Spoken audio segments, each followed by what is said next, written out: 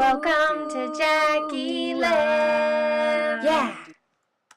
Hi everybody, it's Jackie, and for those of you who don't know, I am usually a daily vlogger, and I've decided to throw in occasionally a story time or a challenge video because I enjoy watching them and think they're fun, and also because not every day is an exciting day that you want to share. Like, not every day is a winner, you know?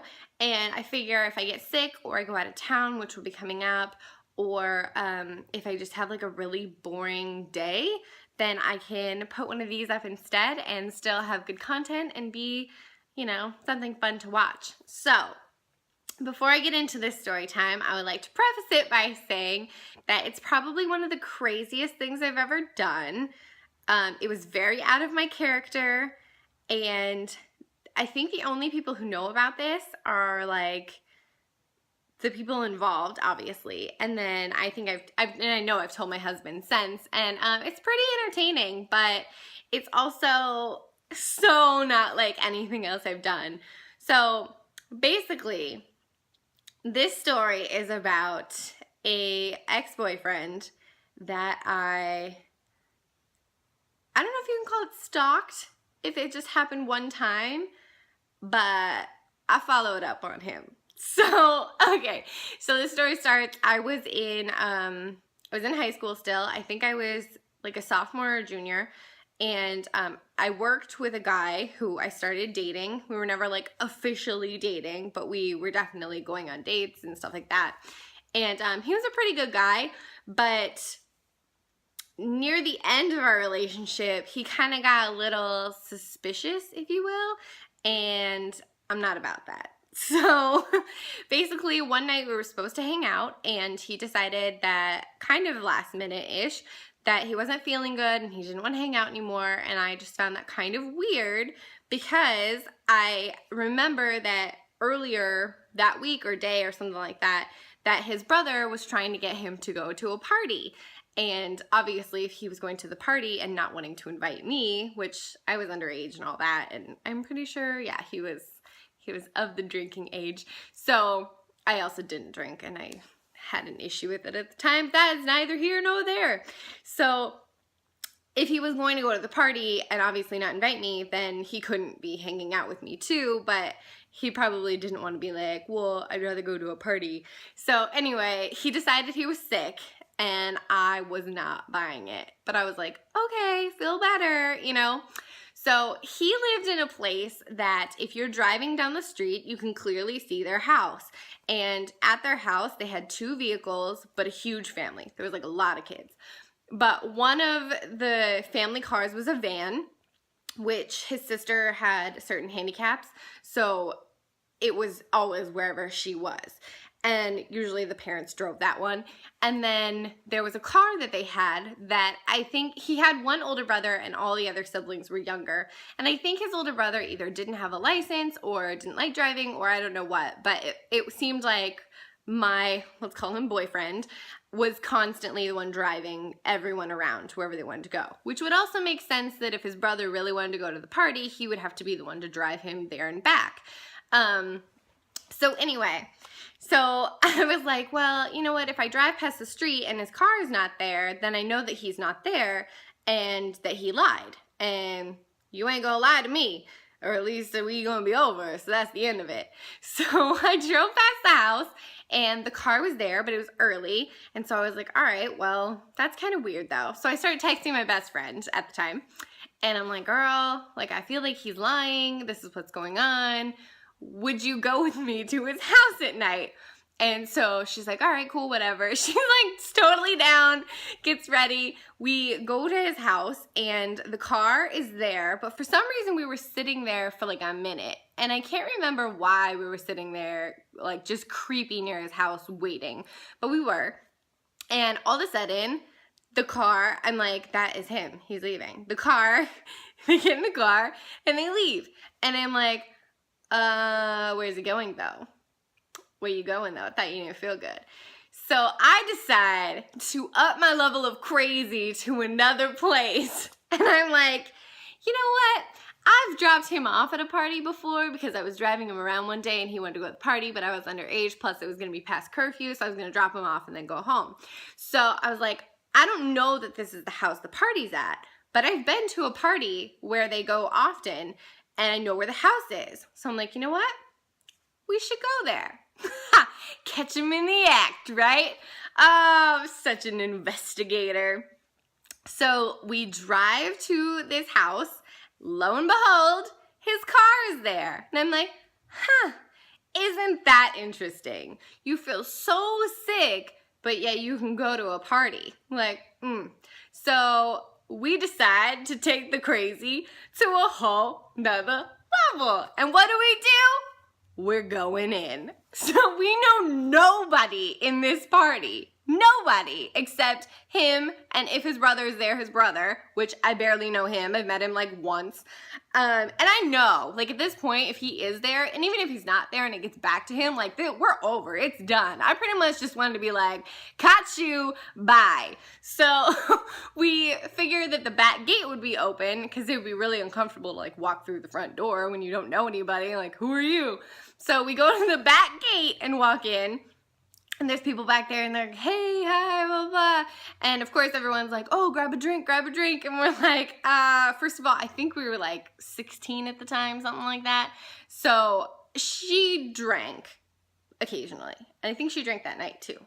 But I don't drink ever. So I was like, I don't want to drink. It's cool. Thanks for offering. So anyway, we go into the party and, they have a sliding glass door, and through the glass door, I can see my boyfriend standing at the corner of the hallway with a drink in his hand. And for some reason, they have like a live band going on. Like, I guess they were like friends that were in a band and they were like playing in the living room, which is kind of cool, I guess. But they were playing like screamo music, and I'm like, that's really loud. So I can see him on the corner, like, with a cup in his hand. Obviously he's drinking, like, oh, you feel real sick, huh? So I'm like, this, like,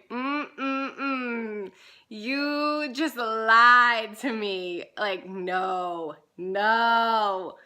So I'm like, you know what? I'm gonna say something to him, which again is so out of my character. Like, especially back then, it was very unconfrontational. Like, I just let things go. Like, I would only be confrontational if I absolutely had to. But I think at this point I was like so pissed and so like, well, I'm already crazy, so let's take it to the next level.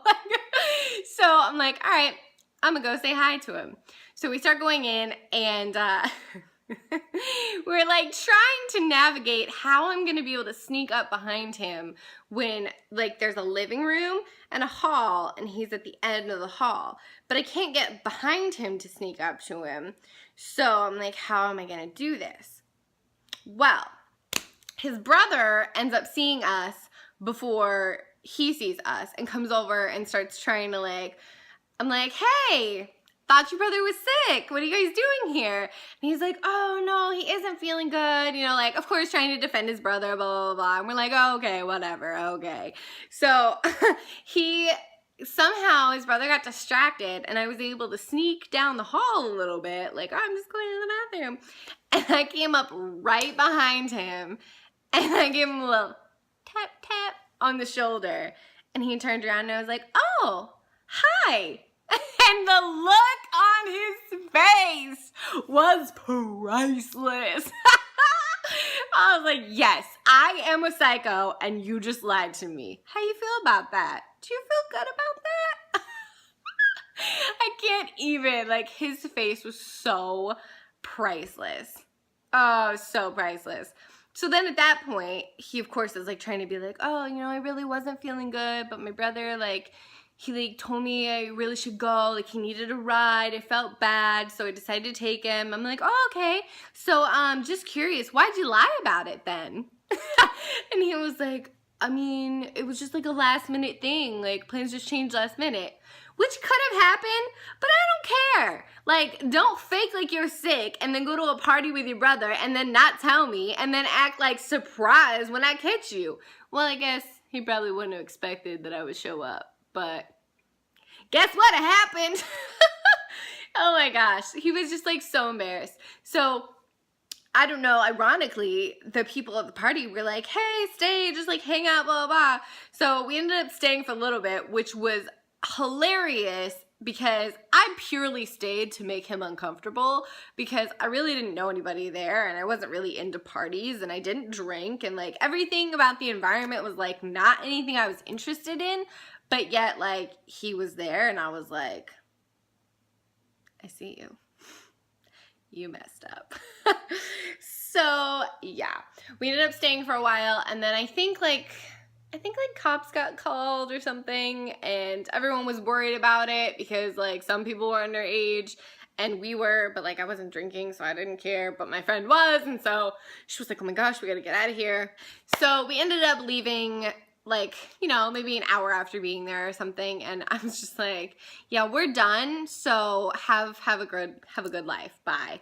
But the most awkward thing about it was, remember in the beginning of the story, people, I said we worked together. And an even more fun layer of the story is, at this store that I worked there twice. The first time I was a regular employee, and then I left, and then when I came back, I was hired as a manager. So I was in charge of my ex-boyfriend, who now just did me dirty. I mean, he didn't really do anything that bad, but lying to me is like, we're done. If I can't trust you, we're done.